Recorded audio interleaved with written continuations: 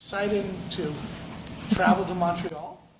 We have to have conversations and meetings. We have Cirque travel to Los Angeles and our offices in Manhattan Beach Studios and work with us and our team of people, from our artists to our visual effects supervisors and the like, and just trying to push things to create the ultimate immersive experience for a venue like this. And you cannot expect more than having a movie like Avatar as a background for a new show. I mean, for us, it's a world which is in link with the values at Cirque we're trying to develop all the time. So respect of difference, respect of people. I mean, seeing it, everything that you saw when I walk up at the movie Avatar. I mean, I fall in love with the blue people. I fall in love with the nature that was there, and everything is different than what we know. But I mean, in all this, it just shows you something, that to respect the difference and be respectful for what is different. It's not bad because it's different. It's lovely. It can be lovely. It can be great. And I mean, for us, it was the first seed of building this show. We are working hard to make sure that we respect the values of Pandora and to get you in the world of Pandora by telling a story as well. A story that, of course, James Cameron and Jon are aware of since day one, because we built it. We built that story with them, with their approval, and it's still on process, by the way. And we're still building it to make sure it's going in the right direction. And what's exciting for us is we tell the story of the movie. We want our ancillary partnerships to expand that world, and not to retell the story that we're already doing. We wanted to later on support the world. So there are seeds that might be laid in this story now that come to light, down the road, and other opportunities, things like that. And everything we do, we view it as creating the canon of the world of Avatar. So stuff in this story is going to be, okay, all right. Possibility of. But like I was saying earlier, that there's a creature that Cirque wanted to put a new creature into Act 1. And we said, great. They did some artwork on it. We said, well, we have a design team on for the series. Let's have them work together to make it so that it is consistent with our right. world. That's just what I meant. In a movie or not, it's consistent of our world. Yeah. So when we start talking about the ostrich, we can have, this is how it feeds, this is how it lives, this is how it does all these other things, just like we would for the dire horse, or just like we would for the Michael wolf. And that's very exciting. Because yes, you haven't seen them today, but we've got new puppets that we developed. But as Jon just said, we had to fit with the world of Avatar. So they have 6 limbs, for instance, and we have to respect the code, and we've given a description of everything matching the colors that does exist on Pandora. So everything that we built, which was not inspired directly from the movie, because we had a few ideas of different ideas, and we have to propose them, and the link was fun, because then that was an evolution together to get something. And likewise, that you have to come back to see. Introducing different clans, which is something that we will definitely do as we move into the sequels. But how do you represent them? How do you distinguish them, but stay true to how the Na'vi would develop over time? So we worked with the costume designer, we worked with hair and makeup. What would you do so you could create a uniqueness as you saw this show, but that would fit within our world? I think it's pretty good and pretty cool that you guys are communicating these Yeah, concepts I on think that's Facebook with these posts that Cirque has been putting out, bringing out some of these new elements. Yeah, that's great. That's going to be really, I think, fan in the flame a little bit. Those guys gave us quite a few challenges.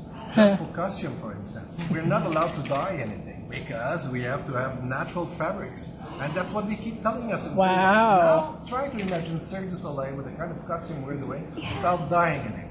So of course the Na'vis don't do that. The Na'vis is that. So we have to respect that. So if you look at costume closely, of course you will see that we dye something. But everything that we dye is because there's a natural color that can be found on Pandora that doesn't exist. So we have to respect all of this. And we did. And they look at everything that we've been. I had to send them.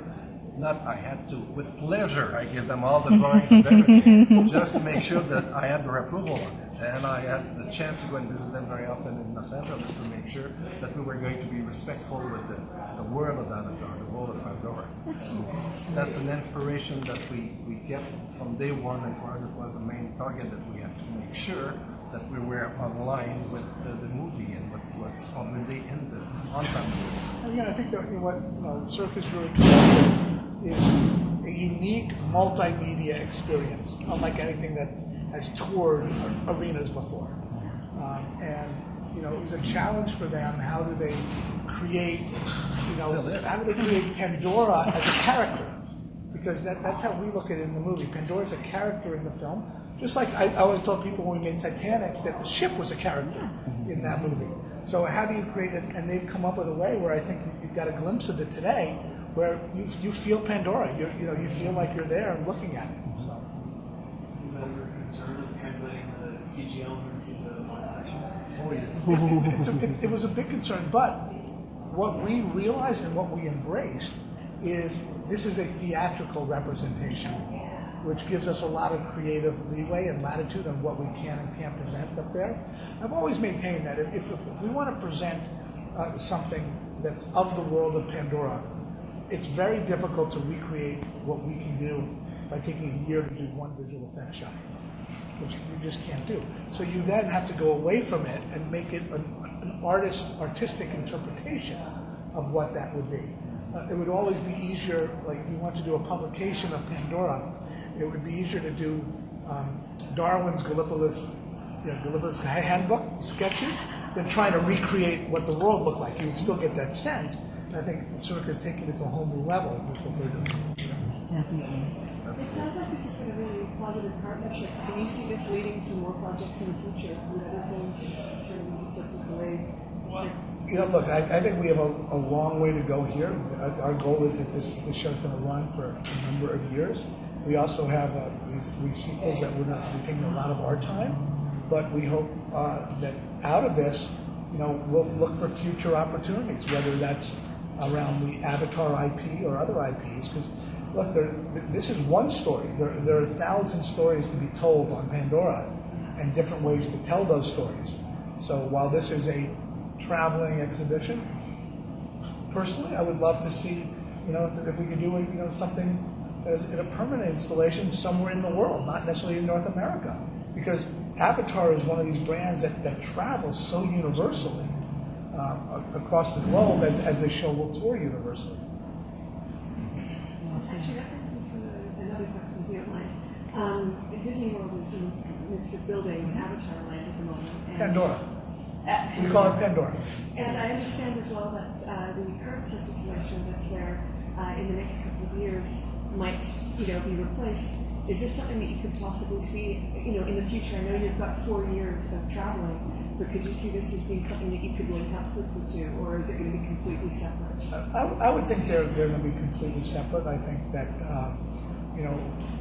I think that what we're presenting there and how we're presenting it on Pandora is very different than what's presented as a part of this show.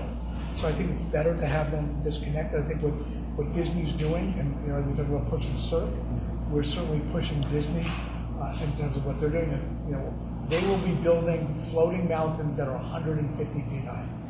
I mean, literally, you're in this arena today. Thank you. Imagine Just reminding us that ours only have 15 feet high. But I'm just saying, so what they're doing is very different. And that's why I think it works in different formats. So I think you want to keep them distinct. Makes sense. Well, that was actually brings up a question about size and scope and scale. Does this show scale differently for different venues? I mean, let's say you get into a much larger venue than this. Does anything change? No, How does right that now work? the show's been designed to fit in an arena, but we can go in some basketball place too, because roughly they have roughly the same kind of environment and dimension. Just more seats, I guess, Yeah. but the actual space you're But the using space is we the need same. will be what we have now. I mean, it's 85 feet wide by 200 feet long, which is the size of an arena. I also think it's important to note, correct me if I'm wrong here, that even if you're in an arena that seats 60,000, we're only going to sort of take the loge area or whatever it is and present that as part of the show. Yeah, we're not trying to play to a stadium. No, that's it. Just keep the scale, keep it the Yeah, same. well, Don't try to we scale it want- and yeah. make it thin it out. Normally, we're looking at keeping people not aisle, let's say, at the grid level, because you don't want people to be on top of the grid and looking through a grid. So you have to keep people within the set in a way. So Limit the seating, they got a feeling of the immersion that we're looking for. Yeah. But the dimension will remain the same. So far, that's a I goal. can't imagine you'd have different versions of the show. But part of what Cirque really looked at in designing the show is what stage could we create that becomes as universal as possible. Exactly. So it wasn't without forethought that it went, here's our design. And if you went into the bowels of this arena, you would see cables that are resting there, not being used for this arena, because different arenas will have different pick points to hold the grid, to do this, to do that. So that the presentation will be the same, the behind the scenes might be very different. In fact, no, and we can always reduce a bit the size of it because we have some gap somewhere. We can reduce a little bit this way, a little bit this way. So to help us when we won't be in an arena. But in an arena, most of them are always the same size, so it's easy for us to fit within an arena. Another question if you don't mind. I've seen the show Manuba probably about 15 times, and I've noticed it evolve over time with different acts, different changes, and in fact I was just there last month and I saw the different clowns that are there now. Is that something that's likely to happen over the 4 years? Are you thinking we may bring in different acts or different parts? Or is this one where you're planning on keeping it the same throughout? Right now, being a story-driven show, of course we have some obligations with it. So if we change something, that means we might change the story. Are we going to change the story? I don't know. As of today, we'd say no. I guess we'll keep the show as it is. But we keep working on the show until we believe it's exactly what it should be. That's what we will do for the coming months. And that we will work on. But then after that, if we might always change, but it will be a big change. All shows at Cirque, since we have a lot of acrobatic in our shows, it's easier for us to say, okay, we change an act because you can always, the story is not the same at all. So it's easier to find another act to replace and get some fresh air in the show. So that's the goal of doing this in other shows. But this one is being really story-driven. You might see different cast. Yeah. I think there's a Yes. turnover of the cast. But I think the basic format of the show will stay the same. Until we're all pleased. I mean, meaning Lightstorm and Cirque will be pleased. That will remain, the show will stay the same. Any other questions? Toruk is obviously a huge part of the movie, too. Why the decision to focus on that again on stage? I think what we thought about is what are the things from an Avatar standpoint that transcend time.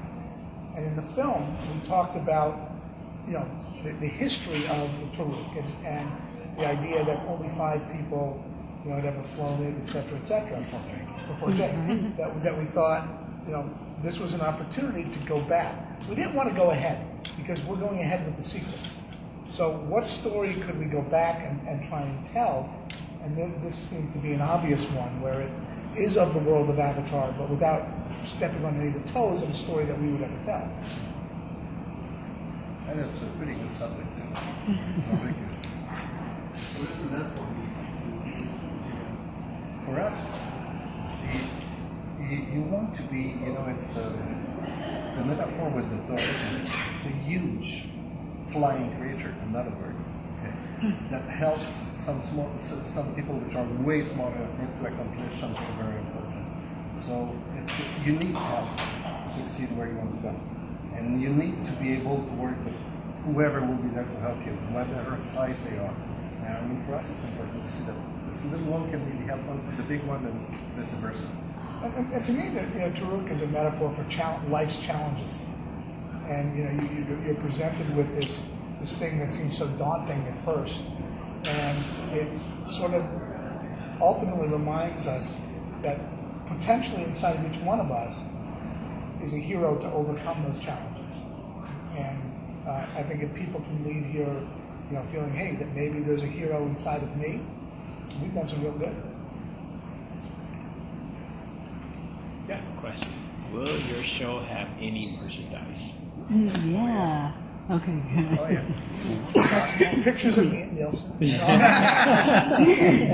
No, I think I think it's a natural extension of any type of show like this, where you want people to be able to reach out and touch those things that are exciting for them. And again, this is something where we've been collaborating with Cirque's merchandising team on what are the right things, what are the right things to offer young girls, what are the right things to offer teenage boys, et cetera, et cetera. I mean, some of the sense of flying that we have here in the show, some of the sense of youth and all that, you'll see it represented in the merchandising. I've been trying to get a hold of the merchandise, and I've noticed the Cirque, their online merchandise, their store it's closed right now. It is under construction. We will have an e-boutique up very shortly. Okay. That's probably our fault. Yeah, Like, I'll talk to you not about giving that them later. stuff, so. Great. If there's thank no you. other questions, I'm going to have you guys pose for a quick photo op. All right. Yes.